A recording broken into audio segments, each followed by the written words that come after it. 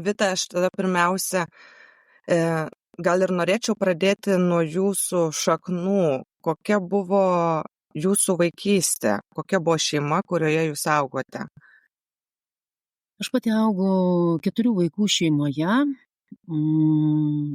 Aš esu pati jauniausia šeimoje. Buvome 2 seserys ir 2 broliai. Ir amžiaus skirtumas tarp manęs ir vyriausio brolio 9 metai, tarp brolio ir sesers 2 6 metai. Turiu pripažinti iš tikrųjų, kad gyvendama šioje šeimoje artimų tokių santykių, artimo ryšio neturėjau nei su broliais, nei su seserim.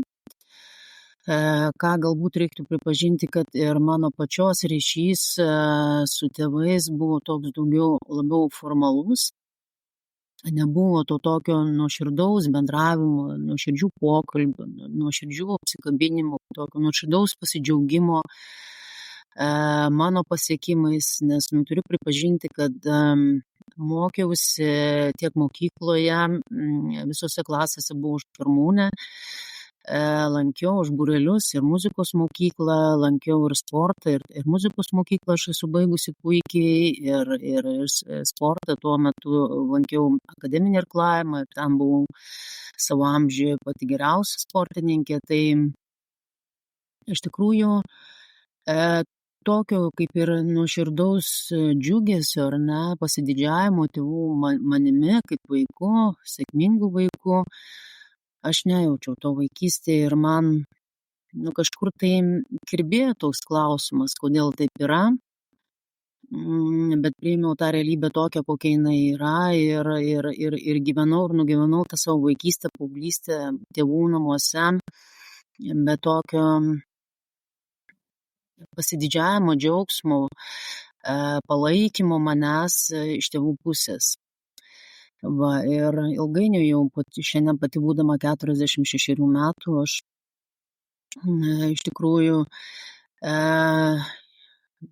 daug darbo su savimi atlikusi ir atliekanti dabar, iš tikrųjų daug randu priežastinių ryšių dėl mano įvykusios, kaip sakyti, dramos mano asmeniniam gyvenime, jau tapus suaugusią moterim ir sukūrus šeimą, savo šeimą. Tai kalbant apie tėvus, aš daugiau mamos atžvilgiu jaučiu pagarbą, tokią gal šiek tiek net ir baimę. Bijojau aš su jais iš tikrųjų dalintis tokiais labai jautriais klausimais, man jautriais, man svarbiais. Į gilį aš su mama niekada pokalbėje taip nenueidavau, tas pokalbis daugiau būdavo paviršutiniškas. Daugiau mama, kaip sakyt, buvo koncentruota į rūpinimąsi tuo, kad būčiau pavalgiusi, apsirengusi, išėjusi į mokyklą, žodžiu, tie grinai tokie jau fiziologiniai poreikiai, tuo tarpu tie artumo, socialiniai poreikiai, jie buvo minimaliai tenkinami. O su ryšys su tėvu jisai buvo visai toksai jau, visiškai jau mes buvom labai atitolę. Galbūt tik taip labai toje ankstyvoje vaikystėje, iki kokio 8 metų, jaučiau tokį tėvo dėmesį per kapeikas, kurias duodavo nusipirkti ledui, ar ten gumai nusipirkti, tokiom smulkmėm. O tokio kaip emocinio ryšio su tėvu, jis buvo minimalus arba jo iš viso. O su broliais ir seserim aš mamai jau pati būdama paauglė, ir kai jau broliai su seserim buvo išėję, aš buvau uždavusi vieną kartą klausimą: mama, kodėl mes visi taip vaikai šeimoje tokie visi atsiskyrę vienas nuo kito, iš tikrųjų neturime tokio ryšio vienas su kitu, nesidaliname, nebendraujame, nepalaikome, nesidomime vienas kitu. Mamos atsakymas buvo: vaikeli, toks gyvenimas. Aišku, jis mane labai, kaip sakyt, tuo metu jis man nuskambėjo labai skaudžiai. Aišku, tą skausmą aš nurijau, bet jis man iki šiol yra tas atsakymas toks labai skaudus. Ir kuris, kaip sakyt, turbūt buvo viena irgi iš kaip sakyt, kertinių dalykų, kas tam, kad suvokti, kodėl čia taip viskas mano gyvenime toliau vystėsi, tai neturėjome mes jokio absoliučiai artumo gyvendami šeimoje. Neturėjau aš nei su tėvais, nei su broliais, nei su seserimis. Ir praktiškai jaučiuosi šiandien lygiai taip pat absoliučiai viena po dangum. Ir va tasai ryšio trūkumas vaikystėje, kaip toliau darė įtaką, kai jūs jau užaugote? Ar jūs bandėte atkurti kažkaip gal tą ryšį su savo broliais ar tėvais, ar kaip tik tiesiog ir toliau gyveno tame atskirti kažkokioj tai santykio? 18 metų aš pabaigiau mokyklą, prasidėjo mano studijos Vilniaus universitete, studijavau biochemiją, vėliau finansus. Ir savo ruožtu aš į Klaipėdos miestą, tai studijos vyko Vilniaus mieste. Ir į Klaipėdą aš grįžau jau būdama 25 metų. Ir visiškai netrukus, gal po 3 metų mirė tėvas. Ir mirus tėvui dėl patirtos tikėtina traumos, mama susirgo demencija ir po 6 metų dar pati netekau mamos. Tai turiu pripažinti, kad grįžau po studijų į savo gimtąjį miestą, neturėdama galimybės, kaip sakyt, giliau pažinti, daugiau bendrauti, nors dar, kaip sakyt, iki dar tėvo mirties, kol mama dar buvo sveika, iš tikrųjų tas mūsų ryšys, jisai toksai jau nebelikus nei vienam vaikų šeimoje. Jis kaip ir pradėjo šiltėti, mes kaip ir suartėjom, nes aš jau kaip ir buvau sukūrusi šeimą, pati ištekėjusi ir tokių bendrų temų, moteriškų, kas dėl ir vaikų auginimo, pasidalinimo, mes kažkaip tai tą ryšį tokį turėjom su mama, kaip jau ir artimesnė užmesgusios. Bet liga, senatvinė demencija, kurie jai buvo nustatyta, jinai visgi atėmė galutinai ją iš mano gyvenimo ir teko tik tai sunkiai slauga. Liko, kaip sakyt, mano atsakomybė ir išlydėjimas jos anapilin. Tai to santykio su tėvu, kaip sakyt, jau jisai irgi lygiai taip pat jau sergantis buvo grįžus man į Klaipėdos miestą. Tai jau tik tai slaugos funkcijas atlikome kartu su mama, o su mama, sakau, mes dar kiek jinai dar pati dar buvo sveika ir tiek mes dar to ryšio šiek tiek turėjome, galbūt artimesnio, šiltesnio, kuo aš tikriausiai labiausiai ir džiaugiuosi. Šiandien, ar ne, tuo šiek tiek atšilusiu šiltesniu ryšiu. O su broliais ir seserimis turiu pripažinti, kad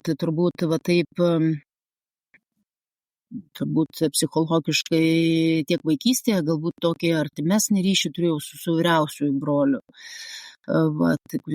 Tarp ir manęs ir jo yra 9 metų skirtumas ir dabar būdami mes suaugę ir kadangi mes abudu esam likę Klaipėdos mieste gyventi, likusieji yra išvažiavęs brolis.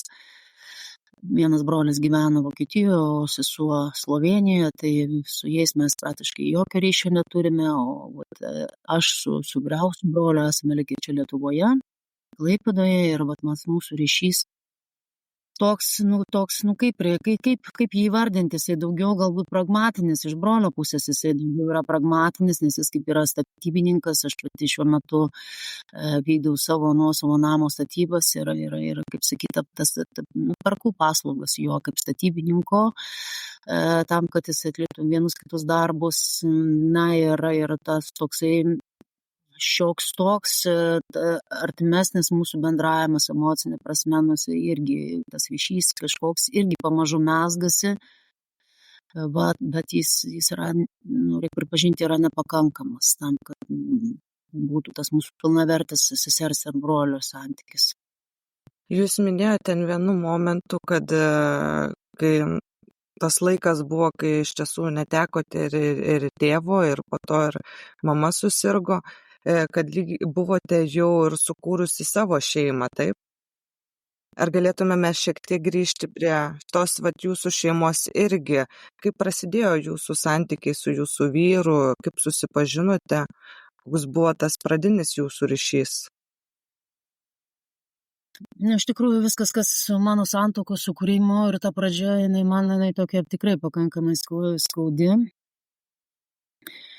Nes pabaigusi studijas aš pradėjau dirbti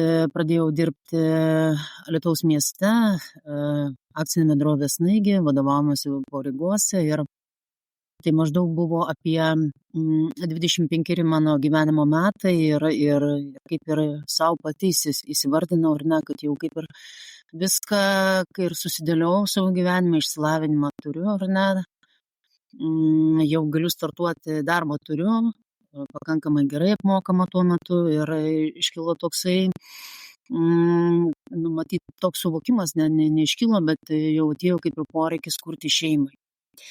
Va, tokio kaip jausmo širdies, kad labai labai noriu, ar ne, tos šeimos, to tokio pajautimo gal nebuvo, daugiau buvo toksai gal visuomenės, ar ne, suformuotas stereotipas, ar ne, kad jau būdama 25 metų, kaip jaučiau tokį, netiesioginį spaudimą, ar ne, kad jau kaip ir laikas galvoti apie šeimos sukūrimą, ištekėjimą ir vaikų gimdymą. Tai iš tiesų aktyviose draugo būsimo vyro paieškose nedalyvavau, tikrai neieškojau, tiesiog kur susitikdavome, mes jauni žmonės ten bendraudavome, negaliu sakyti, kad ten nebuvo tokių, kaip mano pačios tokių įsivaizdavimo arba kriterijų, pagal kuriuos aš galbūt rinkausi, ar ne, tą savo būsimą vyrą. Jie tuo metu kaip ir buvo tokie, nei per daug užaukštinti, nei visiškai minimalus. Ir mano susitikimas su būsimu vyru įvyko būtent, kai aš buvau pakviesta savo vyriausiojo brolio į jo paties vestuves. Va, ir kadangi brolio žmonos pusbrolis, antros kartos pusbrolis, netiesioginis, bet antros kartos pusbrolis tuo metu buvo išsiskyręs. Ir į pirmasias poras, kaip ir sakyti, ieškojo moters. Tai buvau pakviesta į jo vestuves ne tik tai kaip svečias, bet kaip ir į pirmasias poras už sutuoktinių stovinti, ar ne, tai nežinau dabar netgi net to pavadinimo, kaip ten vestuvėse įvardinamos tie vaidmenys, bet žodžiu, iš žmonos pusės buvo pakviestas mano būsimas vyras, o pati aš iš brolio pusės buvau aš pakviesta. Tai va, mes stojame į tą pirmąją porą už sutuoktinių ir ta draugystė tokia, nežinau, net nedrįstu teikti, kad ten buvo kažkokia tai draugystė. Susitikome ir matytas tas poreikis, matyti seksualumo poreikis buvo tiek stiprus, kad mūsų santykiai prasidėjo nuo intymių santykių ir po to ilgainiui taip gavosi, kad aš kaip sakyt, ne tai, kad įsivėliau, negaliu sakyti įsivėliau, bet tas intimumas jisai paėmė viršų, iš tikrųjų, kaip ir tose santykiuose mums buvo gerai ir narplioti tų visų kitų, kaip sakytų, suderinamumo mano ir vyro, apskritai mūsų bendrų vertybių, suderinamumo kažkokio, tai ten nelabai ir pagal savo amžių tuomet dar jauna, iš tikrųjų, nors ne visai jauna, 25 metų, nelabai aš ten ir kažką labai dėliojaus. Kas man imponavo jame, tai kad jo mūsų pokalbiai su juo tokie pavykdavo pakankamai įdomus ir gilus, tokie, kaip sakyt, ne visai paviršutiniški, kažkokie tai gilį aš jame jaučiau ir tas mane kaip ir žavėjo tuo metu. Nes nesinorėjo man tokio gyvenimo draugo, su kuriuo tik tai apie blizgučius, apie viršutiniškus dalykus galėtum kalbėti. Norėjosi man tuomet ir bendravime, ir to gylio, ir psichologinėmis temomis, ypač tuo metu domėjausi. Ir tą poreikį, kaip ir būsimas vyras, ir atliepė. Ir tas toksai kaip ir rūpestis jo kaip vyro, pirmą pusmetį ar ne mūsų bendro gyvenimo, kaip ir jisai toksai, pirmus metus galbūt jisai toks, pakankamas buvo, ar ne, kaip tokių kažkokių tai įspėjamų ženklų, kad galėtų taip išsivystyti mano tolimesni santykiai, dramatiškai ar net tragiškai, net įtarti negalėjau. Iki to momento, kol matyt reikia pripažinti vyras, o kai jau pavargo ir kai vyko faktas sutuoktuvių, kai mes susitokėme, iš tikrųjų, tada ir prasidėjo tas tikras realus gyvenimas, turiu įvardinti, pradėjo mane laužyti kaip asmenybę. Tai yra, kai aš tapau jo nuosavybės, pajuto pilnai galintis mane valdyti ir tą, ką aš pastebėjau, kad mano tėvų mirtis, pirmiausia tėvo mirtis, iš tikrųjų jam suteikė labai daug vilčių mane valdyti ir kontroliuoti. Ir ilgainiui mano mamos mirtis, kuri galiausiai patvirtino, kad jisai tapo visiškų karaliumi ir valdytojų mano gyvenimo. Ir privedė prie to, kad mūsų santykiai jau nebeliko tose santykiuose nei pagarbos, nei vyras nei domėjosi manimi, nei rūpinosi, nesvarbu jam buvo iš tikrųjų, kaip aš jaučiuosi. Tose santykiuose nerūpėjo, ar šeima yra finansiškai aprūpinta ar neaprūpinta, visa ta našta griuvo ant mano pečių. Iš tikrųjų, gimus vaikams, iš tikrųjų nedalyvavo nei tų vaikų auginime, nei auklėjime. Viskas, kas vaikų atžvilgiu vyko, tai drausminimas, jo supratimu ir auklėjimas, juos mušant, skriaudžiant, man nematant, iš tikrųjų, nes aš iš tikrųjų tas ribas dėjau ir neleidau jų nei skriausti, nei mušti, skatindama jį iš tikrųjų bendrauti kartu, dalintis, tartis dėl bendro auklėjimo, bet dėja ilgainiui viskas vyko už mano akių, man nebūnant namuose, ar išėjus į parduotuvę, ar dirbant, jis tuos vaikus dėl nepaklusnumo tiesiog, taip turėčiau ir vardinti brutaliai ir muždavo, ir skriausdavo, ir ilgainiui jau vyresniems vaikams tapus paaugliams, juos psichologiškai laužydavo, žemindavo, menkindavo, ypač mano vyriausia dukra yra patyrusi tokių labai daug skaudžių dalykų, ko pasekoje šiai dienai turim, kaip bebūtų skaudu, dėl patirtos traumos psichologinės yra su sunkia psichiatrinė diagnozė dukra. Tai va tokias, kaip sakyt, apie savo pačios gyvenimą santykį su vyru turiu pripažinti, kad tos darnos ir taikos niekada ir nebuvo. Buvo nuolatinė kova, dvikova už žmogiškasias vertybės iš mano pusės ir vyro įsivaizdavimą, kad kitokį įsivaizdavimą dėl vaikų auklėjimo. Aš tikrai vaikus auklėjau, kaip aš suprantu, auklėjau įsiklausydama į juos ar ne, nesiekdama mušti, kažkaip tai atrasti kelius būdus, kaip su jais susitarti, kaip apžaisti ar ne, kaip išlaukti galų gale, jeigu jis kažko ten nedaro, tokiais žmogiškais būdais ar ne, ir va tas jo protestas prieš mano tokį žmonišką auklėjimą, jo supratimu, tai čia buvo nemokėjimas auklėti, visiškas socialinių įgūdžių neturėjimas ar ne, ir tas tikrasis auklėjimas, tai yra, kai kumščių per stalą duodu ir vaikas turi čia ir dabar paklusti ir padaryti, o jeigu to jis nepadaro, reiškia seka smurto banga. Aš ilgainiui iš tikrųjų sužinojau, kad jis pats vaikystėje buvo brutaliai mušamas, iš tikrųjų skriaudžiamas, žeminamas, iš jo tyčiojamasi buvo, tėvas tikrai buvo brutalus. Ir mamos elgesys, kiek suprantu, irgi buvo ne ką menkesnis, tai mano santykis iš tikrųjų su vyro tėvais dėl šitos aplinkybės turbūt irgi negalėjo būti tas nuoširdus ir atviras, ir jis nebuvo. Ir jis toks nebuvo, nes man ta nuoskauda dėl tokio vyro, dėl tokio sūnaus, kurį jie užaugino ir išleido gyvenimą, man buvo labai didžiulė ir tą skausmą aš patiriu iki šiol, iš tikrųjų. O Vita, sakyk, kas buvo tas taškas tavo santykiuose, kai pasakei savo, tau gana šito viso, kas pastumėjo galbūt žengti pirmą žingsnį, išeiti ar ieškoti pagalbos?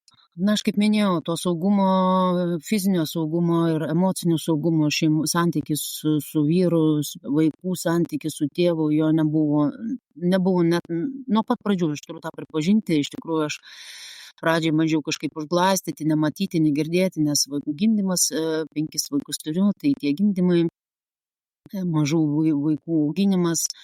Aš nelabai ir gilinausi tai, nors tas suvokimas, jisai jau tada buvo, tik tai slopinamai ir ieškojau būdų, kaip apeiti. Tiesiog taip ir pasakysiu, kaip apeiti tokį vyrą, tokį jo elgesį ir jau net vaikams mažiems būnant, matydama, kad tie vyro pykčio priepuoliai karts nuo karto pasikartoja ir pasekmės galimos tikrai brutalios, žiaurios vaikams. Viską, ką aš priėmiau, kokį sprendimą, tai tiesiog mes vengdavome būti kartu vienoje aplinkoje esant vyrui, tėvui. Kai tik tai grįždavau namo, aš atsirengdavau vaikus, išeidavome mes į lauką. Tiesiog, kitaip tariant, mes slapstydavomės, ar ne, nuo tokio tėvo, tokiu būdu siekdama apsaugoti savo vaikus nuo tėvo veiksmų. Ilgainiui mano pačios sąmoningas buvo pasiūlymas ir stumimas vyro pradėti dirbti komandiruotėse, kad jisai išvažiuotų iš namų ir kad mes kurį laiką tol, kol jisai komandiruotėse, mes būtumėm saugus fiziškai ir emociškai. Ir tas paskutinis taškas tai buvo matytas karantinas, ar ne, kur visi buvom uždaryti ir negalėjom, kaip sakyti, dėl suprantamos priežasties būti, kaip sakyti, kiekvienas savo darbo vietose. Ir tuo metu tai buvo, dabar jau nepamenu, 2019 ar 18 metai, jau mano sūnus buvo paauglys, apie 12 metų paauglys. Ir jis jau nuo mažumės iš tikrųjų jautėsi, matėsi jo raidoje kažkokie ypatumai, tie patys pykčio priepuoliai, agresijos priepuoliai ir vis kuo toliau ir labiau jisai agresyviau pradėjo elgtis kitų vaikų atžvilgiu. Tai tuo metu jam buvo 12 metų, o mano viduriniai dukrai buvo 10 metų ir jis, sakykime, tokiuose visiškai elementariuose situacijose dukra, sakykime, žiūri televizorių ir jisai ateina į kambarį ir sako, ką tu čia dabar žiūri, visokiais necenzūriniais žodžiais ją išvadina, perjungia televizorių ir, aišku, dukra puldavo grąžinti ten žiūrėtą laidą atgal ir įvykdavo, tas, kas įvykdavo, jis pradėdavo brutaliai mušti dukrą.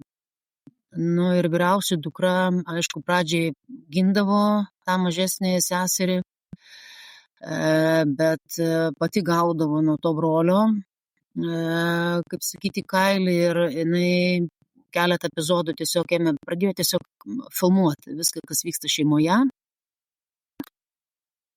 Ir man šitas vaizdo įrašus dukra parodė ir va tas faktas, kad aš karantino metu vis tiek namuose nepasilikdavau, nes tuo metu mes gyvenom 2 kambarių bute, aš išeidavau su 2 visai mažesniais vaikais kartu į darbą juos išsivesdavau, o tie 3 likę vyresni likdavo namuose ir kai aš grįždavau kaskart namo, ta vidurinioji dukra puldavo man tiesiai, tik pravėrus duris, puldavo ant pečių ir sakydavo, mama, mane brolis muša, aš jau nebegaliu, aš jau nežinau, kaip apsiginti, mama, padėk. Va, ir paraleliai, aišku, jau vyriausios dukros atsiverimas ir pasidalinimas tais vaizdo įrašais mane privertė ieškoti sprendimų, nes galėjo baigtis iš tikrųjų ir mirtimi, tiesiog nužudymu pačios mano tos dukros. Nes tas, kas vyko, tai ten vyko tikrai kankinimas ir žiaurūs dalykai, tai nepamušimas šiaip belekaip, bet ten jau buvo nusikaltimo lygiai buvo vykdomi veiksmai prieš brolio, prieš seserį mažesnę. Ir kadangi mes statėmės nuosavą namą jau nemažai metų, 10 metų, vis imituodavo vyras, kad jisai stato. Taip turbūt ir turiu pasakyti, imituodavo, išvažiuodavo į sodą, ale neva ten stato namą, bet tas namas kaip stovėjo, taip ir stovi, niekas nepajuda į priekį. Ir aš ėmiausi iniciatyvos, aš perėmiau pilnai iniciatyvą, prisėmiau finansinę atsakomybę, dirbau per 3-4 darbus, ieškojau, paskolos gavimo galimybių. Ir visą tai dariau pirmiausia vyrui pranešus, aišku, pranešiau, kad tikrai aš daugiau taip nebegaliu, nes gali baigtis blogai, tiesiog įvykti nelaimę mūsų šeimoje ir mano pačios psichinė emocinė būsena jau buvo ant tiek pakrikusi, kad aš jau kentėti nebegalėjau arba manęs laukia tiesiog pačios psichiatrinė ligoninė arba turiu kažką daryti. Tai mano pakelimas veikti, gelbėti šeimą, gelbėti vaikus pirmiausia, susilaukė didelio protesto iš vyro pusės, pasipriešinimo didžiulio. Jis tuo metu buvo komandiruotėje, kaip pamenu, buvo tuo metu vasara. Pradėjau darbus birželio pabaigoje, jis grįžo Liepos mėnesį. Tai buvo 2020 metai. Ir prasidėjo, iš tikrųjų, pokalbio nebuvo, vyro jokio su manimi. Tiesiog aš grįžtu iš darbo tą vakarą. Ir jisai man praneša, kad galiu susirinkti visus daiktus, ratus turiu palikti, atėmė mašiną ir tiesiog išmetė pro duris, pasakydamas, kad vaikai manęs nenori matyti, vaikai lieka su juo ir, žodžiu, tokiu būdu buvo išmesta pro duris. Tai prasidėjo kelionė per įmanomas institucijas, tai yra vaikų teisės, policija, tyrimai, pokalbiai, apklausos ir taip toliau. Įrodinėjimai, vyras, aišku, kūrė vaizdą, kad aš esu asociali moteris, neauginanti, neprižiūrinti, nemokanti auklėti, neturinti socialinių įgūdžių ir panašiai.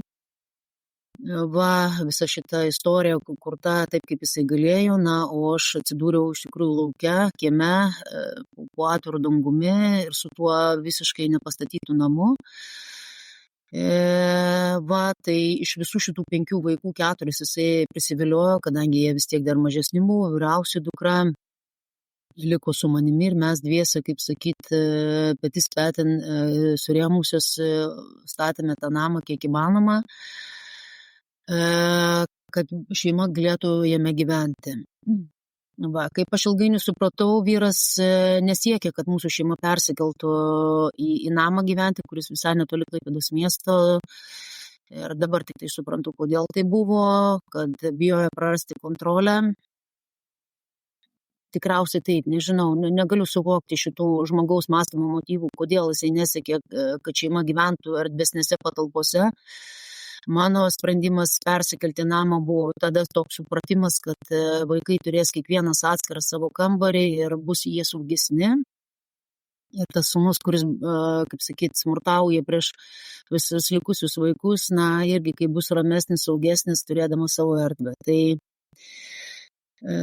kas paskatino, tai ir paskatino va šitas agresyvus sūnaus elgesys visų likusių vaikų atžvilgiu ir tai, kad 5 vaikų šeimai 2 kambarių bute gyventi buvo neįmanoma, tiesiog Tai skatino imtis veiksmų persikėlimų į namą, ir aišku, vyro reakcija į visą šitą ir jo veiksmai man galiausiai atvėrė jo asmenybės ypatumus, suprasti, pamatyti, padėjo iš tikrųjų, su kuo aš gyvenau visą tą laikotarpį. Be abejo, man buvo skirtas irgi psichologo pagalba, kurio dėka matyt pavyko išsigryninti ir suprasti, kad galimai gyvenau su žmogumi psichopatu.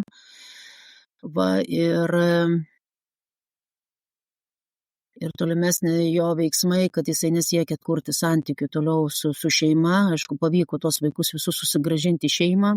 Aišku, šiai dienai iš visų 5 vaikų, aišku, sūnų tą, kuris smurtavo prieš visus, jisai pasiėmė gyventi, prisiviliojo pas save. Visi likę 4 vaikai liko gyventi kartu su manimi. Bet finalas toks, kad jis pasirinko kelią ne atkurti santykius nei su manimi, nei su vaikais, bet išėjo pas kitą moterį gyventi.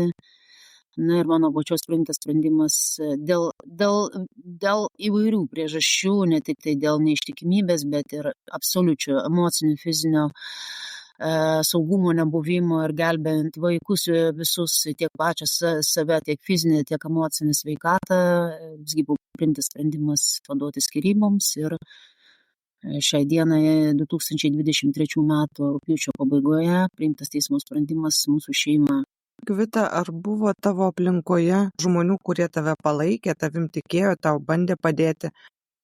Kai tas įvyko, ar ne, tas išmetimas manęs iš namų vyro, aš visiškai buvau viena. Paraleliai aš pati kreipiausi pagalbos į vaikų teisės tarnybą, į policiją savo ruožtu. Palaikymo kaip po tokio, ar ne, mano pačios, negaliu sakyti, kad jo nebuvo, ar ne, buvo klausomas ir mano pusės, ir vyro pusės. Ir bendrai, kas konkrečiai turbūt labiausiai, tai dalyvavo vaikų teisų tarnyba, ar ne, kuri bendrai siekia padėti šeimai ir buvo, pradėtas atvejo vadybos procesas,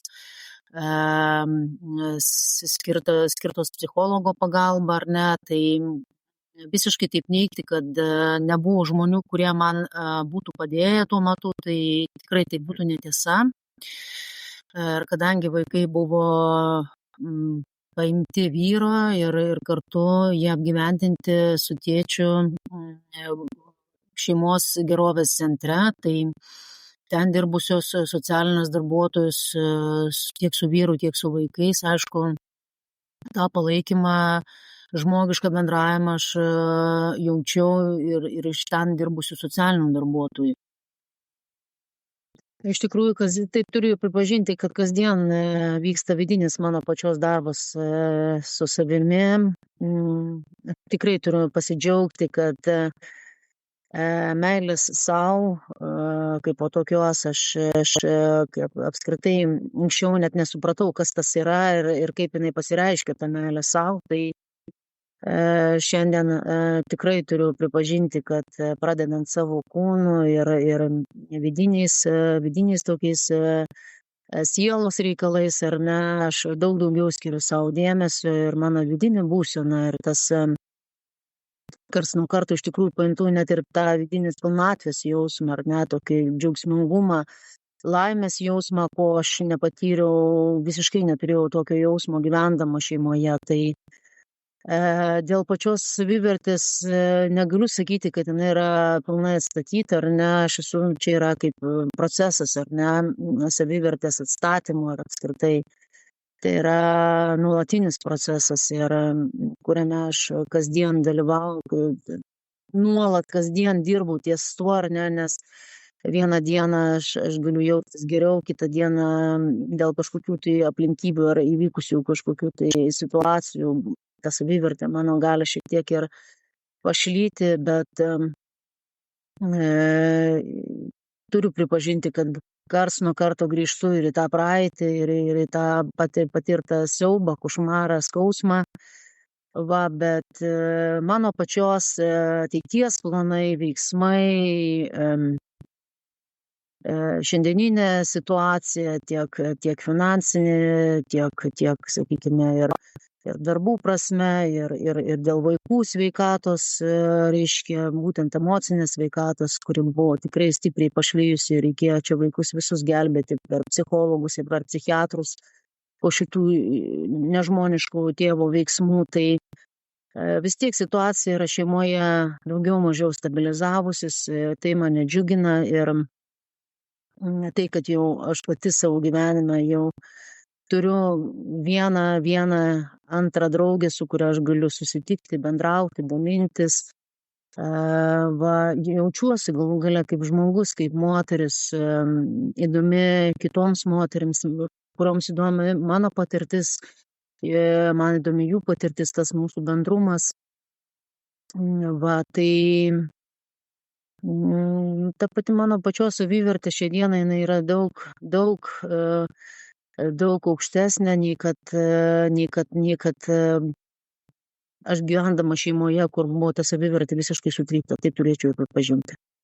Gebu brėžti ribas, jau nebebijau sakyti iš tikrųjų žodžio ne, po aš savo jaunuose dienose nemokėjau iš viso, su viskuo sutikdavau, trypė, mynė, kas norėjo, šluostėsi į mane kaip į pašluostę.